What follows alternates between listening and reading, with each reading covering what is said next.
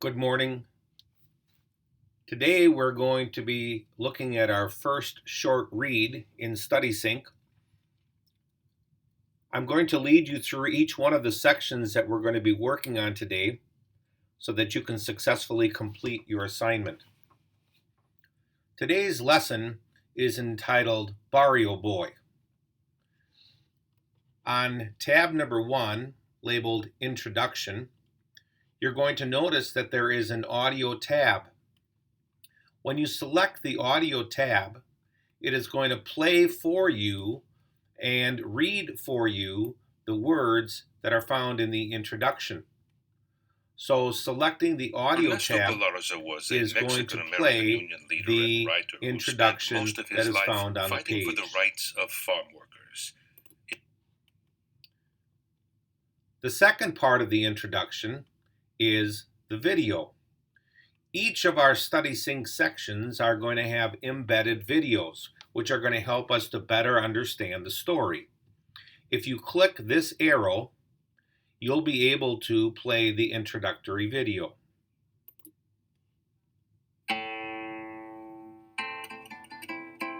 Alcocotan, Mexico.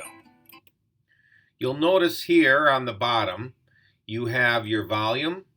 You also have the ability for closed captioning if you want closed captioning. Also, there's a tab which is going to list for us the transcript.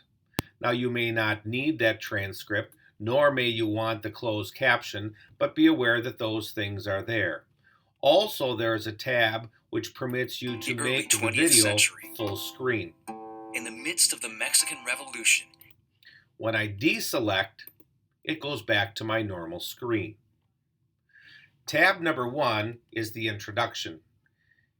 It's always a very good idea to begin here on this page so that you get a little bit of a summary about what it is that we're going to be studying and reading on the particular day.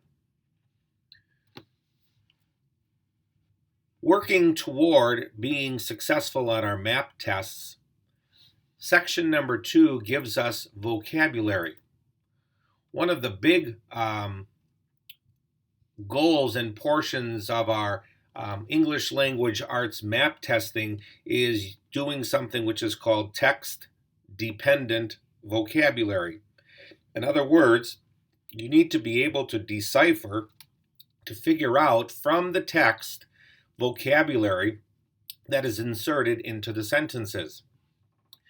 In this section, we're going to have the opportunity to preview those vocabulary words. We'll notice that today in our vocabulary section, my vocabulary words are listed in the left-hand column.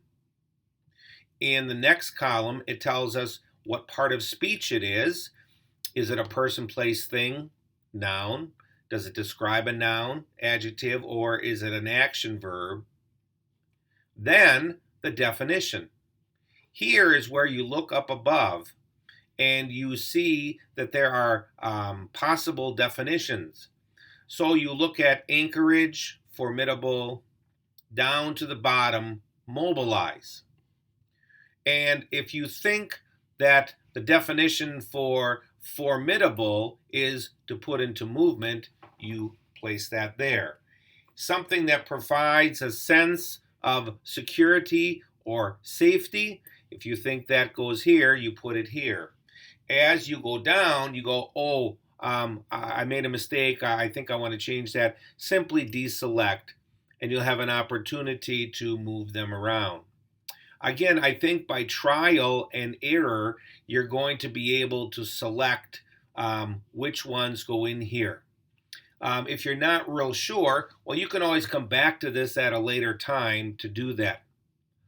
Then you can do this now, or you can do this when you finish reading and have a better understanding. If you don't understand what these vocabulary words, you make your own original sample sentence to go in there. So you could type the anchorage is, okay? So I want to pay attention to my capital letter and my punctuation. So tab number 2 is vocabulary. You're dragging and dropping into the definition box the vocabulary definition, and then you're putting in your own original sample sentence. Okay? When you do your work on StudySync, it's automatically going to save your work. When you complete the section, you click Save and Continue. You also can go ahead into the next section and come back to it. So for example, I said Anchorage, I think it's to put into movement. I can go into the next section, and then I can come back to this section and I can finish it up. My previous answers were still there. I can change them. I can do whatever I want to do. But then when I'm finished, I can save and move on. So my first section was the introduction with the audio and the video. Section number 2 is the vocabulary. When I get to my reading, I may want to take a look at my objectives. What is it that I'm looking to get out of my story? Today, I want to find a central or a main idea. What is the author trying to tell me?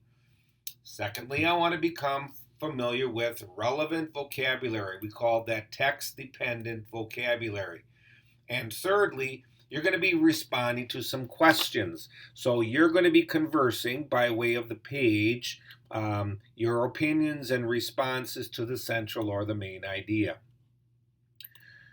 In the third section, we're going to read the short story. Once again, you notice there is an audio tab.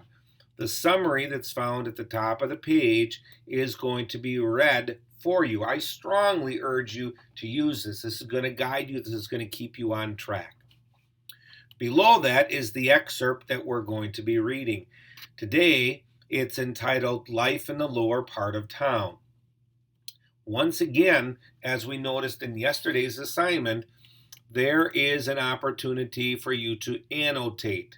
Okay, it gives you the directions on how to do that. Again, I'm not assigning anything for you at this time that needs to be annotated, but you yourself may want to practice as you go through, okay?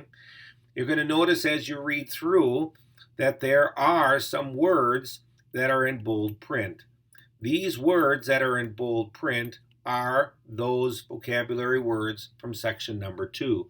They will always be in bold print for you so that you can easily find them. Again, if you were having a difficult time trying to figure out what a word meant, you might be able to figure it out then from the text after you read it. Section number 2 is the reading. Again, you have the opportunity for audio, not only for the summary, but also for the story From part itself. 4, Life. Notice on the bottom that our story takes 9 minutes and 39 seconds. If you're saying, oh, I think the man or the woman who's reading this is speaking too fast, there's an opportunity for you to slow that down a bit by selecting that on the bottom. Again, just take a look at this, play around with the tabs and see how this can work for you. If there's a specific question that you have concerning how anything works, please let me know. One last item before we move on to the next section.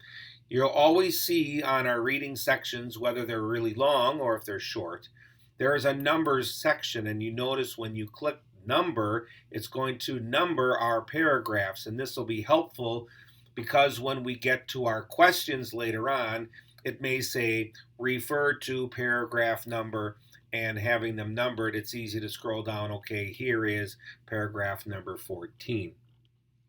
Section 3 is reading. I like section 4. Section 4 is a video which models for us students talking, working together. That's called collaborating. Students collaborating, discussing something concerning the story Bario Boy. This, again, can be viewed by clicking the Start button. Again, you have the opportunity to make it full screen. If you'd like to have it full screen, you have the closed captions as well as the transcript here on the bottom. This takes 5 minutes and 52 seconds. Again, this is a real important part of our study because it's going to help you as you get to the last section, the think questions. There are 8 think questions. You can answer them in any order. Some of the think questions are going to deal directly with the story. And because they deal directly with the story, I maybe suggest clicking the tab which is entitled Split Screen. This is a great feature which enables you to keep your question on the right-hand side and the story that you just read on the left-hand side. Okay? So, you have the ability, again, if you want to go back and to find something. So, for example, if it says in paragraph 7 and 8, I remember my numbers. I click the numbers. I find paragraph 7 and paragraph 8. And then you would have the opportunity to go inside and to highlight or do anything that you want that maybe will give you help in answering this question. Also, there are going to be some questions that are in here dealing with vocabulary. Vocabulary was in section number 2. We see the vocabulary words which are highlighted in the text, and there will be a question or two which asks you about the context clues, the meaning of how that word was used inside of the story itself. And then also today, there's going to be a couple questions with video clips from the Study Sync video. So you click this, you watch the video clip, and then you respond to the question which deals directly with this video clip here. You'll notice that for question number 6, question number 7, and then finally question number 8. So as I review for today, there are 5 different sections beginning with the introduction, divided into 2 parts, the introduction and the video. Section number 2, vocabulary. Drop and drag and put in your own original sample sentence. Again, remember, you can do this at any time. You can do it at the beginning, you can do it during your read, or you can do it after you read. Section number 3 is the read section. Again, there is an audio for the summary as well as an audio for the reading, Life in the Lower Part of Town. Section number 4, entitled Study Sync, is the collaboration, the discussion between students. This models how we, when we would be able to get together in person, would be able to discuss a particular central idea or theme of the story. Think is section number 5. This is going to ask us questions about the story.